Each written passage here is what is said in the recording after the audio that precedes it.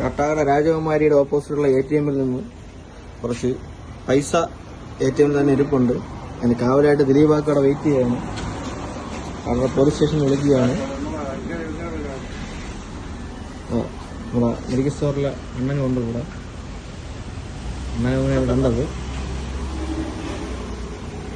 അർഹതപ്പെട്ടവർ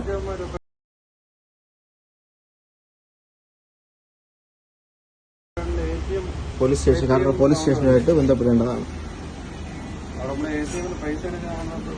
പൈസ എന്റെ പുറത്തിരിപ്പുണ്ട്.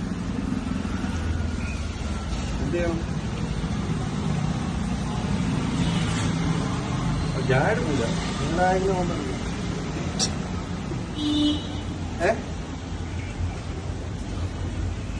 ഞാൻ നിൽക്കണം.